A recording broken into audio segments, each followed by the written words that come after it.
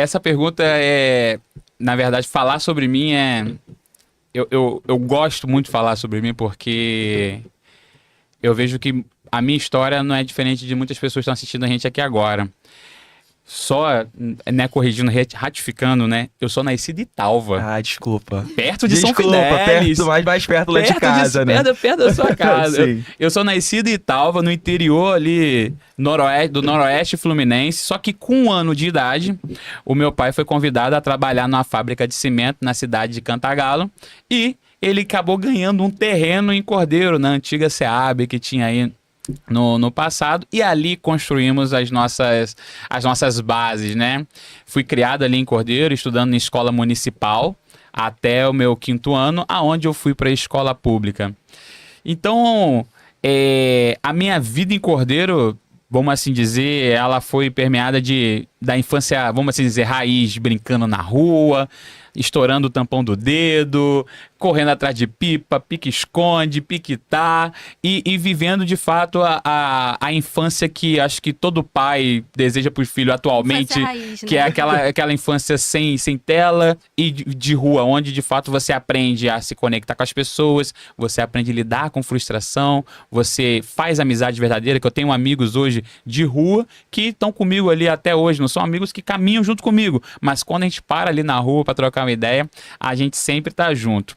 A minha vida, vamos assim dizer, de laboral começou muito cedo, porque eu sempre gostei de trabalhar. O meu pai, ele sempre dizia, dentro de casa, eu escutava isso latentemente, que o trabalho enobrece o homem. Eu sempre ouvi isso do meu pai e eu falei, cara, se o trabalho enobrece o homem, no meu período de férias, o que eu vou fazer? Vou trabalhar. Sim. Aí eu lembro que o seu falecido, seu Tião, que Deus o tenha, ele tinha uma hortinha e ele vendia verdura, mas ele vendia mais para mercado. E eu cheguei pro seu Tião ali com 10 anos de idade, seu Tião, se eu for junto com o senhor colher as verduras, eu posso vender pro senhor no carrinho de mão, já que ninguém vende? Ele, olha, o seu primeiro desafio é estar comigo 6 horas da manhã para você ir lá colher junto comigo. Difícil, então, hein? Um Você garoto, tinha quantos anos, né? 10 anos para completar 11, né? Foi nas férias de dezembro para janeiro ali. Eu faço aniversário em janeiro. E aí, conversei com minha mãe liberou, meu pai liberou. Pô, se quer trabalhar, por que não? Não foi trabalho forçado, não foi trabalho para trazer dinheiro para dentro de casa. Foi uma atitude mesmo. E aí, o seu Tião várias pessoas já queriam trabalhar com o seu Tião, só que o problema todo era o compromisso com o horário. E ele foi uma das pessoas que me instruiu desde cedo a ter compromisso com o horário. Hoje, por exemplo, eu cheguei um pouquinho atrasado, já fiquei super mal, porque eu achava que eu tinha chegado atrasado, mas isso é algo que eu carrego do passado e ajuda, né, você manter um compromisso hoje em dia. Comecei a trabalhar com o seu Tião e as coisas foram fluindo, só que tinha um outro Tião que tinha uma quitanda. E eu queria oferecer mais produtos para os meus clientes, e aí o Tião da quitanda me chamou a trabalhar com ele. Foi meu primeiro headhunter, vamos assim dizer. Eu saí do seu Tião, que tinha uma hortinha, e fui trabalhar com seu outro Tião, que tinha uma quitanda ali no bairro Gogó da Ema, em Cordeiro. Porque quem tá assistindo aí, se tem alguém do Antônio Peckler assistindo aí de Cordeiro, sabe bem o que eu tô falando. E aí eu fui lá, comecei a trabalhar com seu Tião e comecei a oferecer mais coisas para os outros. Antes eu só vendia couve, alface, almeirão, salsinha, cebolinha. Quando eu fui pra quitanda, já comecei a oferecer cenoura, tomate, Melhorou. banana. Comecei a dar mais opções para meus clientes. Só que essa questão de ficar trabalhando com verdura não estava dando muito certo, porque eu saí de casa assim por volta de 7 e pouca da manhã e eu chegava muito próximo do horário de ir para a escola. E aí eu parei de trabalhar com isso e comecei a trabalhar só na parte da manhã numa padaria. Eu já tinha 13 anos de idade, aonde o cara da padaria era meu cliente. E aí eu comecei a trabalhar ali com ele. E aí fui trabalhando direitinho, meus estudos, nunca deixei meus estudos de lado, nunca fui o melhor aluno, mas também eu sempre fui aluno esforçado, né? É aquele aluno que, tipo assim, eu nunca fui aquele aluno nota 10, até hoje eu não sou nota 10, mas meus colegas que são nota 10, eu admiro bastante, mas a régua da vida é um pouco diferente em relação à régua da escola. E aí, com 14 anos, eu saí da padaria, comecei a trabalhar numa confecção, botando um lacinho e sutiã, até que um dia eu acabei me acidentando e eu saí da confecção. E aí eu falei, cara, como é que eu vou fazer para trabalhar? Sempre trabalhando, estudando, ali eu já estava com 14 anos, Já foi para várias áreas. Várias áreas. Né? E aí, em tão pouco tempo. e aí eu comecei a trabalhar como chapeiro. Lá, tem um trailer do Arnaldo, um trailer famosão na cidade. Comecei a trabalhar lá como chapeiro. E só que meu pai, ele na fábrica estava correndo atrás de uma bolsa para mim no Senai.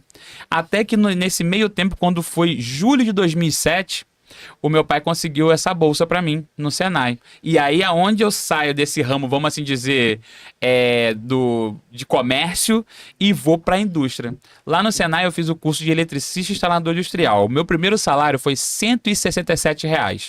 E aí eu ganhava R$ 167 de salário, mais um vale alimentação no valor de 300 e pouco. Naquela época dava pra fazer bastante comida. Muita coisa, dava pra comprar né? bastante coisa com R$ 300.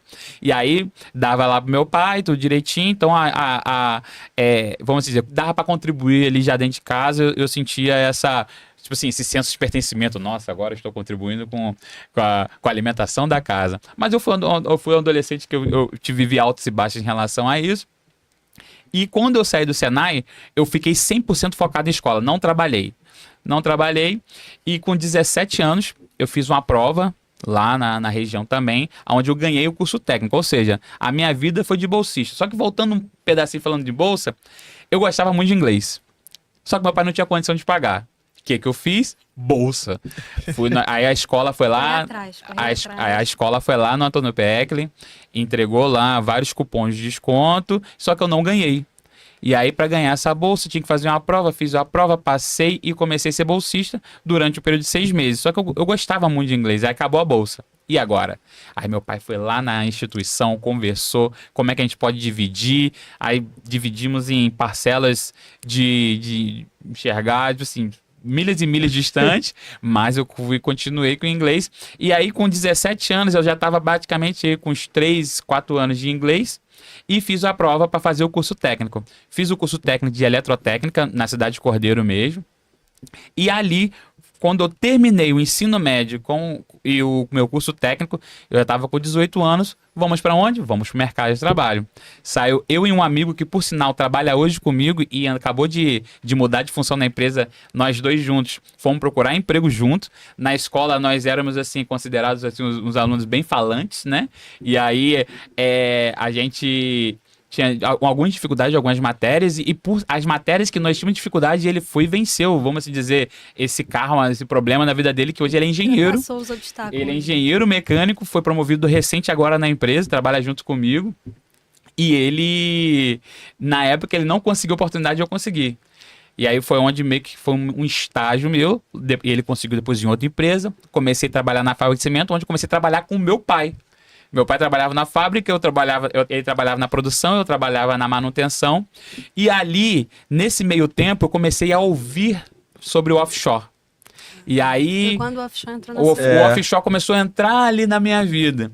E quando foi em 2011, uma instituição que ela não existe mais, ela foi em Cordeiro e falou que ia abrir turma. Só que minha mãe não chegou a falar comigo. Minha mãe chegou... Eu não tinha dinheiro também, né? Quando ela comentou comigo por alto, eu falei assim, mas não tenho dinheiro. Aí ela foi, bancou o curso, eu falei que ia pagar ela, só que coitado, eu paguei acho que 2 parcelas e o resto ficou no coração. Mas eu já paguei ela com amor e carinho, né, mãezinha? Fica tranquilo.